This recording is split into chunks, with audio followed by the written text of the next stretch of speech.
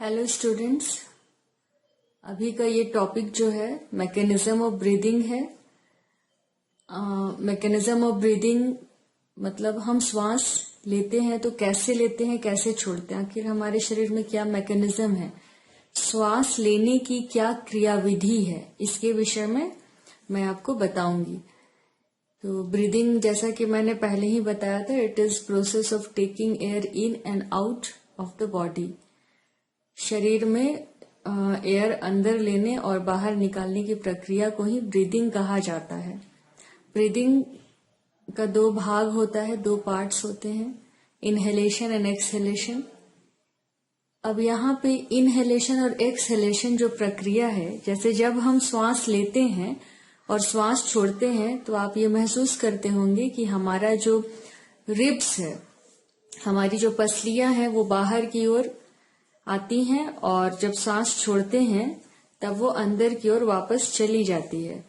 तो जब हम श्वास लेते हैं तो हमारा जो अस्थि पंजर है, रिब्स, सारे बाहर की ओर आते हैं और एक्सहेलेशन में वापस चले जाते हैं अपनी स्थिति में। तो ऐसा कैसे होता है? सबसे पहले मैं आपको यहाँ ये बताना चाहूंगी, जो फेफड़े होते हैं, लंग्स जो होते हैं, वो डेलिकेट ऑर्गन है और वो हमारे अस्थि पंजर से प्रोटेक्टेड होते हैं। अस्थि पंजर जिस जगह को घेरता है उस जगह को हम चेस्ट कैविटी कहते हैं और बायोलॉजिकली उसे थोरैसिक कैविटी कहा जाता है, जहां पे लंग्स, हार्ट, ये सब ऑर्गन सुरक्षित होते हैं। अब यहाँ पे मैंने ड्राइंग में दिखाया है,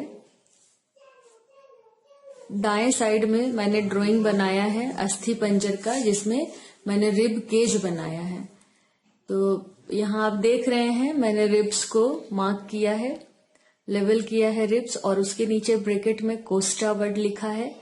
कोस्टा बायोलॉजिकली टर्म है रिब्स का, रिब को कोस्टा कहा जाता है। फिर मैंने नीचे इंटरकोस्टल लिखा है। इंटर का मतलब होता है दो के बीच में, तो मैंने यहाँ पे दो रिब बनाया है। उन दोनों के बीच का जो जगह है, चूंकि ये दोनों रिब्स के बीच के लिए, बीच की जो जगह है, इसीलिए इस जगह का नाम इंटरकोस्टल दिया गया है। दो रिब्स के बीच के लिए इंटर वर्ड है, और रिब्स को चूंकि कोस्टा कहा जाता है और ये कोस्टा के बीच की जगह है, इसीलिए इसे इंटरकोस्टल कहा जाता है। और इन दो रिब्स के बीच में जो मसल्स होते हैं, उस मसल्स का नामकरण इंटरकोस्टल मसल्स होता है।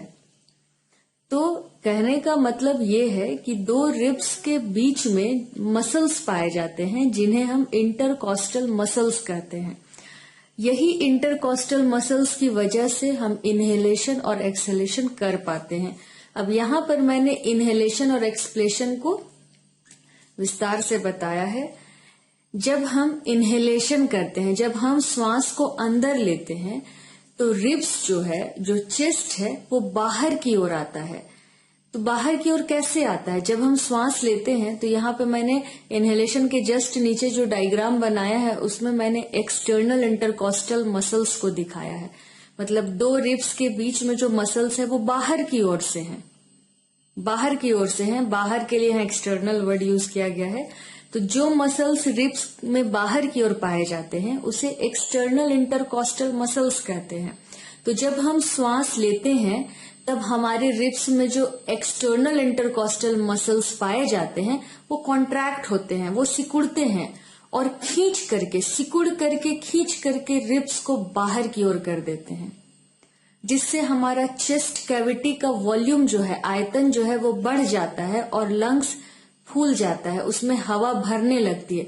लेकिन जैसे ही लंग्स फूलने लगता है, फैलने लगता है, वह नीचे डायफ्राम पे दबाव डालता है, और डायफ्राम का आकार जो होता है, उसका शेप जो होता है, वो गुंबद आकार का होता है, डोम शेप्ड होता है, जो फेफड़े के दबाव पड़ने से फ्लैट हो जाता है, सीधा हो जाता है। तो इस तरह से हम श्वास अंदर लेते हैं। लेकिन वही जब हम श्वास छोड़ते हैं ड्यूरिंग एक्सहेलेशन, तब इसमें जो मसल्स काम करता है वो इंटरनल इंटरकॉस्टल मसल्स होता है। ये रिब्स में अंदर की ओर पाए जाते हैं, और यही जब हम श्वास छोड़ने की प्रक्रिया में आते हैं तब यही इंटरनल इंटरकॉस्टल मसल सिकुड़ता है, तो ये रिब्स को वापस अपनी स्थिति में ले आता है, जिससे फेफड़े पे दबाव पड़ता है और फेफड़े में भरी हुई हवा बाहर निकलने लगती है। उससे क्या होता है कि फेफड़े का आकार छोटा होने लगता है। डायफ्राम पे भी जो फेफड़े ने पहले दबाव डाला था वो घटने लगता है और डायफ्राम वापस अपनी स्थिति में आ जाता है। जैसा वो गुंबद आकार होता है वैसे ही वो अपनी स्थिति में आ जाता है। यहाँ पे जब एक्सटर्नल इंटरकॉस्टल मसल्स इनहेलेशन के समय कॉन्ट्रैक्ट करते हैं तब इंटरनल इंटरकॉस्टल मसल्स का कोई काम नहीं होता है, वो रिलैक्स रहते हैं।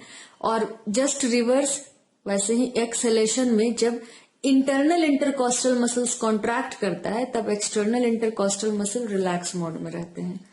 तो इसी तरीके से ये मैकेनिज्म ऑफ ब्रीदिंग होता है। इसमें पूरा खेल इंटरकॉस्टल मसल्स का है। आप इसे ध्यान से पढ़ें। कोई भी क्वेरी हो, क्वेश्चंस, कुछ नहीं समझ में आया तो आप मुझे व्हाट्सएप में क्वेश्चन पूछ सकते हैं। Thank you. अब हमारा अगला टॉपिक है एक्सचेंज ऑफ गैसेस, मतलब गैसों का आदान प्रदान कैसे होता है। हम ऑक्सीजन लेते हैं तो कार्बन डाइऑक्साइड क्यों छोड़ते हैं, इसका भी आंसर मैंने इसके पहले बताया कि जो श्वसन की प्रक्रिया होती है उसमें जब ग्लूकोज ऑक्सीजन की उपस्थिति में टूटता है तब कार्बन डाइऑक्साइड, वाटर और एनर्जी का निर्माण होता है। और इसीलिए हम ऑक्सीजन लेते हैं लेकिन कार्बन डाइऑक्साइड छोड़ते हैं, क्योंकि कार्बन डाइऑक्साइड एक बाय प्रोडक्ट के रूप में बनता है। अब ये ऑक्सीजन जो हम ले रहे हैं ये किस प्रकार फेफड़े से होकर के हमारे शरीर की कोशिकाओं तक पहुंचता है, क्योंकि हमारे शरीर की कोशिकाओं में ही ग्लूकोज उपस्थित होता है। ये हम देखेंगे इस टॉपिक में, एक्सचेंज ऑफ गैसेस में। तो जब हमारा जो फेफड़ा होता है उसमें छोटे छोटे वायु कोश होते हैं, एयर सैक होते हैं, जिन्हें हम एल्वेलाई कहते हैं, जहां पे जो हम श्वास लेते हैं वो ऑक्सीजन एल्वेलाई तक पहुंचता है। और एल्वेलाई जो है, वायु कोश जो है, वो चारों ओर से ब्लड वेसल्स से घिरा रहता है। और ये जो ब्लड वेसल्स हैं इसमें आप जानते ही हैं कि ब्लड होता है, सारे सेल्स होते हैं, blood cells, RBC, WBC, platelets. लेकिन यहाँ पर आप देख रहे हैं कि मैंने एल्वेलाई का ड्राइंग बनाया है और उसे मैंने चारों ओर ब्लड वेसल से घिरा हुआ दिखाया है। एल्वेलाई के अंदर में मैंने PCO2 और PO2 लिखा है। P stands for partial pressure. Her gas का अपना जो इंडिविजुअल प्रेशर होता है उसे हम पार्शियल प्रेशर कहते हैं। तो जब हम श्वास लेते हैं तो उस एयर में ऑक्सीजन का जो पार्शियल प्रेशर होता है वो कार्बन डाइऑक्साइड की तुलना में अधिक होता है। इसीलिए अधिक के लिए मैंने ऊपर की ओर तीर का निशान दिखाया है और कम के लिए मैंने नीचे की ओर एरो मार्क दिया है। तो जब हम श्वास लेते हैं तब उस समय एल्वेलाई में ऑक्सीजन का पार्शियल प्रेशर अधिक रहता है और कार्बन डाइऑक्साइड का कम रहता है। तो और जो ब्लड वेसल्स में ब्लड है जो एल्वेलाई को चारों ओर से कवर कर रहा है, उस ब्लड में कार्बन डाइऑक्साइड का पार्शियल प्रेशर अधिक है और ऑक्सीजन का पार्शियल प्रेशर कम है। तो आप जानते हैं कि जब कभी डिफ्यूजन होता है तो उसमें जो सब्सटेंस का मूवमेंट होता है वो हाई कंसंट्रेशन से लो कंसंट्रेशन की ओर होता है। तो यहाँ भी वही चीज होगी, यहाँ भी गैसों का डिफ्यूजन होगा जिसमें जो ऑक्सीजन जो अधिक है वो कम की ओर जाएगा। मतलब ऑक्सीजन एल्वेलाई में अधिक है तो वो ब्लड वेसल्स में जाएगा और ब्लड वेसल्स में कार्बन डाइऑक्साइड अधिक है तो वो एल्वेलाई की ओर जाएगा। तो इस तरह पे एल्वेलाई में एक्सचेंज ऑफ गैसेस होता है। अब ये जो ऑक्सीजन रिच ब्लड है, ये ब्लड अब हमारे शरीर के सारे कोशिकाओं में जाएगा और ये ब्लड चूंकि ये ऑक्सीजन को ले करके जा रहा है तो इस ब्लड में अब ऑक्सीजन की मात्रा अधिक होगी, ऑक्सीजन का पार्शियल प्रेशर अधिक होगा और कार्बन डाइऑक्साइड का कम होता है। तो जैसे ही ये ब्लड हमारे टिश्यूज में पहुंचते हैं तो टिश्यूज में न्यूट्रिएंट्स पहुंच चुका है, जो ग्लूकोज है, मैंने दिखाया है exchange of gases in tissues में। आप ड्राइंग में देख सकते हैं कि ग्लूकोज ऑक्सीजन के साथ अभिक्रिया कर रहा है और कार्बन डाइऑक्साइड H2 और एनर्जी दे रहा है, जिस प्रक्रिया को हम रेस्पिरेशन कहते हैं। तो चूंकि ये रेस्पिरेशन कोशिकाओं के अंदर चल रहा है, इसीलिए इसे सेल्यूलर रेस्पिरेशन या कोशिकीय श्वसन भी कहते हैं। तो ये प्रक्रिया हमारे टिश्यू में चल रही है, हमारे सेल्स में चल रही है, और जब ऐसी प्रक्रिया कोशिका के अंदर चल रही होती है तब कार्बन डाइऑक्साइड बहुत ज्यादा मात्रा में कोशिकाओं के अंदर बनता है और ऑक्सीजन की खपत बढ़ती जाती है। तो जब ऑक्सीजन रिच ब्लड टिश्यूज में पहुंचता है तब उस ब्लड में ऑक्सीजन का पार्शियल प्रेशर अधिक होता है और कार्बन डाइऑक्साइड का कम होता है, लेकिन टिश्यू के अंदर ऑक्सीजन चूंकि बार बार खपत हो रहा है तो उसका परसेंटेज कम हो गया है और कार्बन डाइऑक्साइड का बढ़ गया है। अतः यहाँ भी डिफ्यूजन होगा और ऑक्सीजन ब्लड से टिश्यू के अंदर जाएगा और कार्बन डाइऑक्साइड टिश्यू से वापस ब्लड में आएगा और इस तरह से यहाँ भी एक्सचेंज ऑफ गैसेस होगा। तो इस तरह से हमने देखा कि एक्सचेंज ऑफ गैसेस कैसे एल्वेलाई में हो रहा है और कैसे टिश्यू में हो रहा है। अब यहाँ पर मैंने नीचे हीमोग्लोबिन के विषय में लिखा है। तो हीमोग्लोबिन क्या है? तो हीमोग्लोबिन एक प्रोटीन है, एक प्रकार का वर्णक है, पिगमेंट है, जो हमारे लाल रक्त कोशिकाओं या आरबीसी में पाया जाता है और इसका काम है ऑक्सीजन को ढोना। एक्चुअली जब हमारे शरीर में कॉम्प्लेक्सिटी बढ़ते जाती है, कॉम्प्लेक्सिटी कहने का मतलब हमारे शरीर में बहुत सारे अंग हैं, अंगतंत्र है, तो इस तरह से जब कॉम्प्लेक्सिटी बढ़ती जाती है तब केवल डिफ्यूजन से पूरे शरीर में गैस का, ऑक्सीजन का पहुंचना बहुत मुश्किल हो जाता है।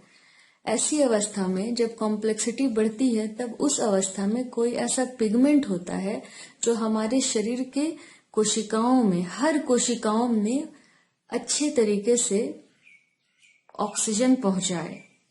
इसीलिए हमारे शरीर में डिफ्यूजन के द्वारा डिफ्यूजन बस एक्सचेंज ऑफ गैसेस के समय ही हो रहा है। बाकी जब भी एल्वेलाई से पूरे शरीर के कोशिकाओं में ऑक्सीजन को जाना है तो ये प्रक्रिया हमारा हीमोग्लोबिन करेगा। और यही वजह है कि जैसे जैसे कॉम्प्लेक्सिटी बढ़ते जाती है तब यहाँ पर पिगमेंट का काम शुरू हो जाता है। आप देखते हैं जैसे फिश पानी में हो रहती है, मछली जो है, फिश जो है एक्वेटिक जीव है, जलीय प्राणी है। ये गलफड़े से श्वास लेती है, इसमें गिल्स पाया जाता है, गलफड़ा पाया जाता है। जब मछली मुंह से, अपने माउथ से पानी को अंदर लेती है और उसे गिल्स तक पहुंचाती है, गिल्स में एक्सचेंज ऑफ गैसेस होता है। अब ये यहाँ बात जानना ज्यादा जरूरी है कि ये जो पानी होता है, जो वाटर होता है, उसमें ऑक्सीजन कम डिसॉल्व होता है, ऑक्सीजन उसमें कम घुलनशील है। तो इसीलिए जो जलीय जीव होते हैं उनका जो ब्रीदिंग रेट होता है वो बहुत फास्ट होता है, वो बहुत जल्दी जल्दी श्वास लेते हैं क्योंकि पानी में ऑक्सीजन जो है वो कम होता है और उनकी तुलना में हम जो है, हमें पर्याप्त मात्रा में ऑक्सीजन मिलता है, इसीलिए हम 1 मिनट में 17 से 18 बार ब्रीद करते हैं। और यहाँ पे और एक चीज जानने वाली बात ये है कि हमारा जो शरीर है, हमारे शरीर में देखा जाए, अच्छा ये जो मैं अभी टॉपिक बताने वाली है मैं इसे हार्ट में एक्सप्लेन करूंगी। अभी मैं ये बता दूं कि हीमोग्लोबिन के साथ साथ और बहुत सारे पिगमेंट्स भी पाए जाते हैं, जैसे हीमोसाइनिन होता है जिसमें कॉपर एलिमेंट होता है और कहा जाता है कि ये पिगमेंट जिन जीवों में होते हैं उनका ब्लड जो है ब्लू कलर का होता है। हमारे शरीर में हीमोग्लोबिन होता है जिसमें लोहा तत्व पाया जाता है। हमारे शरीर में हीमोग्लोबिन के कारण ही हमारा ब्लड का जो रंग है वो लाल होता है। तो ये एक्सचेंज ऑफ गैसेस हो गया। अब अगला टॉपिक मैं शुरू करूंगी जो सर्कुलेटरी सिस्टम है।